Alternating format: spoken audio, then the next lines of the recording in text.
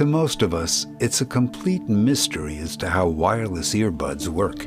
With wired headphones, it makes sense that the electricity flows from your smartphone, through the plug, up the tangle of wires and to the headphones. But with wireless headphones, how does the audio of your favorite music or podcast get transmitted from your smartphone through the air and into these wireless earbuds? Well, in this episode, we're going to answer a segment of that question. Wireless headphones are incredibly complex, and inside these tiny plastic earbuds, there are 9 distinct technologies that we're going to explore.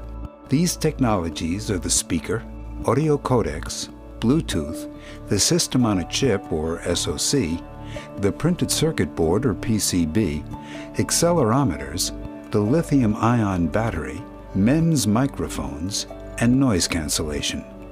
Each of these topics is rather involved, and thus an episode is dedicated to each technology, rather than fit all 9 technologies into a single feature-length movie. Here, as you may have figured from this video's title and thumbnail, we're going to focus on the audio codecs, and we'll explore how sound waves can be represented digitally using just a bunch of numbers. This video will be broken up into 4 parts.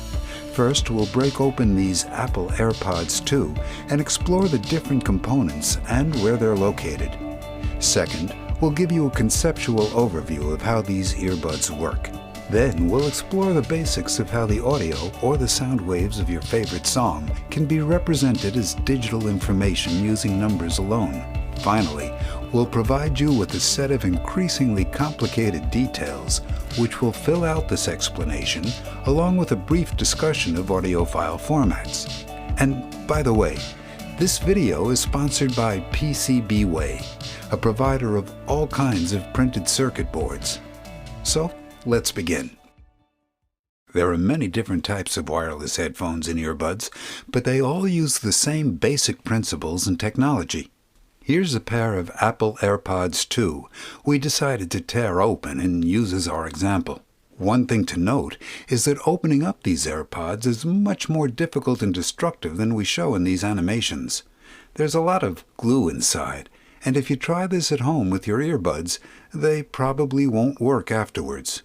We did it, so you don't have to. Now, let's take a look inside.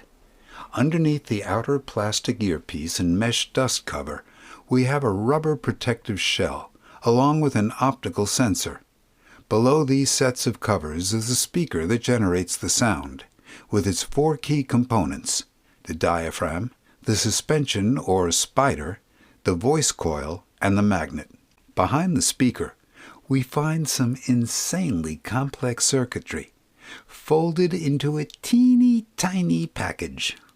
Let's pull out this circuitry and see what makes the earbuds tick. This circuitry is essentially 3 separate printed circuit boards, neatly folded into the earbud, with flexible wires connecting them to make a single PCB. On this top board, which is glued to the backside of the speaker, we find 2 points where the speaker connects, along with a larger microchip, which handles Bluetooth connectivity and decodes the compressed audio streams sent from the smartphone. We also have a set of accelerometers, along with a programmable SoC. This circuit board is connected to and folded on top of a second circuit board, which contains a low-power stereo audio processing chip, or audio codec. Also connected to the circuitry is a flat cable for the antenna, which lies adjacent to the battery, a microphone situated at the back of the earbud which is used for noise reduction, and a third circuit board which is connected to the battery.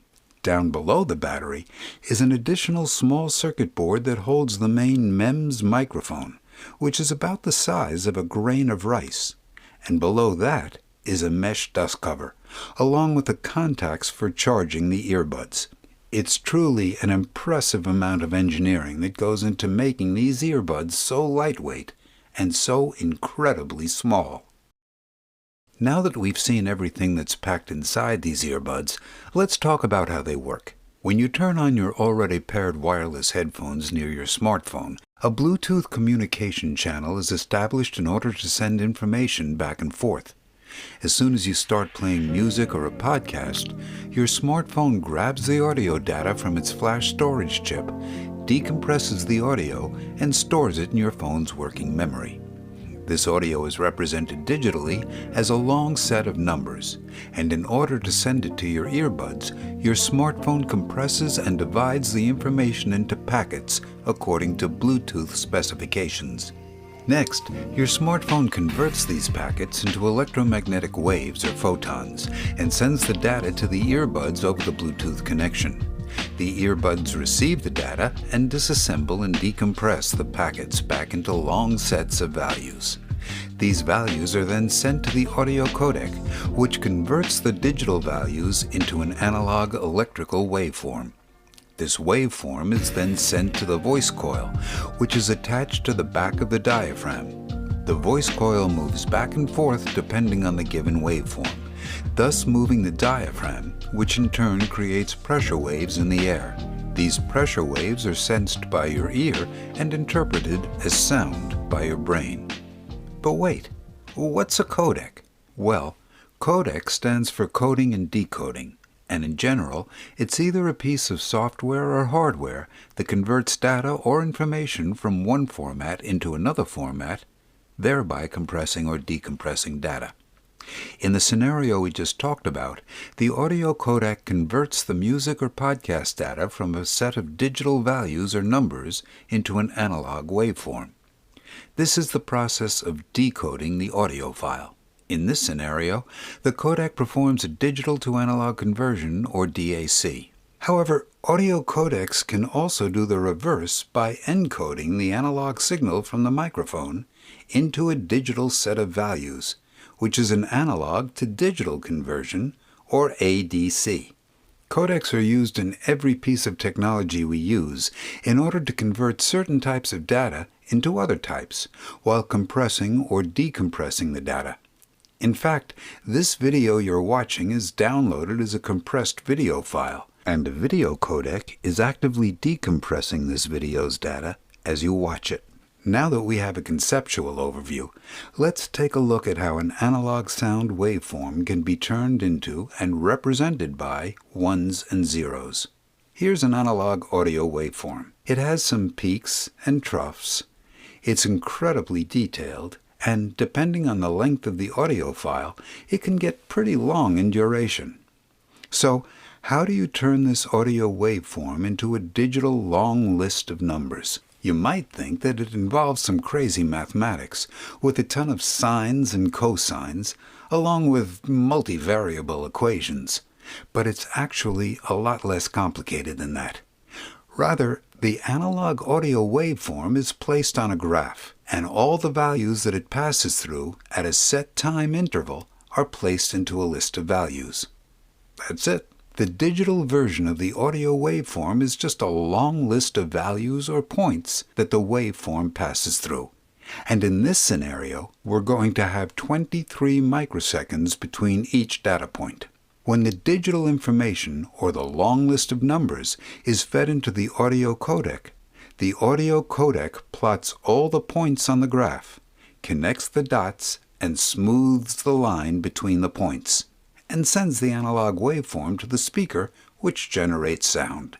In fact, if you were to open up an audio file in some audio editing software and zoom in, you would see all the points that constitute the audio. A music file or podcast data isn't an analog waveform like this, but rather it's just a long set of points equally spaced apart with their associated values.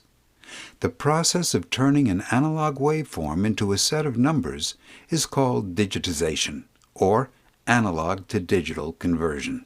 That's the basic concept. Next, we'll add on a few more details, and then further, more complex details. But before that, let's briefly talk about this video's sponsor, PCBWay.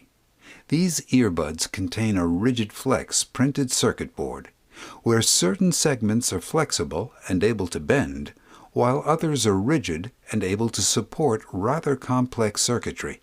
PCBWay offers all kinds of PCB prototyping and manufacturing services, including these rigid flex PCBs, aluminum PCBs, PCBs with dozens of layers, and PCBs designed by your kid that are used with push buttons to light up an LED or this LED cube. PCBWay also offers turnkey PCB assembly services to assist you in populating your PCBs. Check them out at their website linked below. Let's move on and dive into the details of how sound is represented digitally. There are two key aspects that need to be addressed regarding this system. First on this graph, the x-axis is time. And as we mentioned, every data point or sample of the analog audio waveform is 23 microseconds apart. If we wanted, the spacing could be smaller, at, let's say, 1 microsecond between values, or samples, which would yield 1,000,000 samples every second, or 1,000,000 hertz sampling rate, and would result in audio files that would be over 100 megabytes for 60 seconds of audio. So, why 23 microseconds? Well, the short answer is that the spacing between each data point depends directly on the average human ear's ability to perceive sound. The human ear can hear sounds up to around 20 kilohertz, or one wave every 50 microseconds. If the waves were closer together like this, the sound would have a higher frequency which humans wouldn't be able to hear. Scientists and engineers decided to not really concern themselves with frequencies that humans can't hear. So, in order to capture a waveform with a maximum 20 kilohertz frequency, 2 data points are required per full wave, and thus they use 1 data point every 23 microseconds, which is a rate of 44.1 kilohertz, or 44,100 samples every second. Note that this sampling rate, or sampling frequency, of 44.1 kilohertz is the most common rate for recorded audio such as music and podcasts, and 48 kilohertz is the second most common sampling rate. But why is the number slightly more than double the frequency of human hearing? Well, you can find those specifics, along with details as to why music played over the telephone always sounds terrible, and finer points on the Nyquist theorem and aliasing in the creator's comments. Also, we would greatly appreciate it if you could take a quick second to tell us what you think about this video in the comments below. Knowing whether you find a section confusing, boring, really interesting, whether it has great graphics, or whatever, is extremely useful, and it helps us to improve on future videos. So, thank you. Let's get back to our long list of digital values that represent the analog waveform. Our next question is, how do we represent these values in binary? Or, essentially, how many ones or zeros are we going to use for each sample? Well, let's try representing each sample by using a single bit, either 1 or 0. To do that, let's take the original waveform, assign each sample either a 1 or a 0, and here we have the resulting digital data. But how accurate is our analog to digital conversion? To check, we reassemble the graph using these values, 1's up here, 0's down here, and smooth a line between the points. Now we have an analog waveform created from the digital data, which was created from the original audio waveform, and this recreation looks nothing like the original audio. And thus 1 bit isn't good enough. So let's say we use 2 bits, which means each sample could be one of 4 different values. Let's take the original audio, round each value to the closest 2 bits equivalent, and here we have the long set of values. When recreating the audio, we would again plot all the points on the graph, smooth out the line, but it still looks pretty bad, as it doesn't really match the original waveform. Really, the question is, what's the optimal number of values in the vertical axis needed to accurately represent the original audio waveform? And the answer is that it varies. But an audio CD, for example, uses 16 bits for every single sample. With 16 bits, that means that there are 2 to the 16, or 65,536 different values along the y-axis. Or using technical jargon, we say our audio file has a bit depth of 16 bits. The process of turning an analog signal into a set of values is called quantization, and assigning bits to each value is called pulse code modulation. Furthermore, an audio bit depth of 16 bits is pretty common. However, higher quality audio files use 24 or 32 bits per sample or higher. Okay, so if you came to this video wondering about MP3, AAC, WAV, FLAC, or other audio file formats, we'll briefly talk about them here. Digital audio data, which is this long list of 16-bit values at 44.1 kHz, is uncompressed and takes up a lot of space at around 10.5 megabytes per 60 seconds of 2 channels of audio. MP3 files at 320 kilobits per second stereo reduce the file size to around 2.4 megabytes by processing every millisecond of audio and finding elements in the uncompressed audio that humans aren't good at hearing. This psychoacoustic algorithm finds elements in the audio that have exceptionally low volume sounds, very high-pitched sounds, or sounds very close together which the MP3 compression discards, thereby saving space and making it a lossy compression format. Lossless compression formats such as FLAC or FLAC don't discard any data, but rather compress the data by finding patterns or redundant data and representing those patterns more efficiently than when the audio is uncompressed. But file compression is a complex topic, and we're planning entire videos dedicated to just that topic. As mentioned in the intro, there's a lot of technology that goes into these wireless earbuds. Thus far, we have videos made on these topics, and we're working on videos to explain these other topics. So if you're interested in getting a complete understanding of how wireless headphones work, check out those videos on our channel page and subscribe and hit the bell so that you'll be notified when we release future videos on this topic. As usual, there are even more details in the creator's comments, which can be found in the English Canada subtitles. Thanks again to PCBWay for sponsoring this video, as well as our Patreon and YouTube membership sponsors for helping us to produce these videos. Thanks for watching. And finally, always remember to consider the conceptual simplicity, yet structural complexity in the world around you.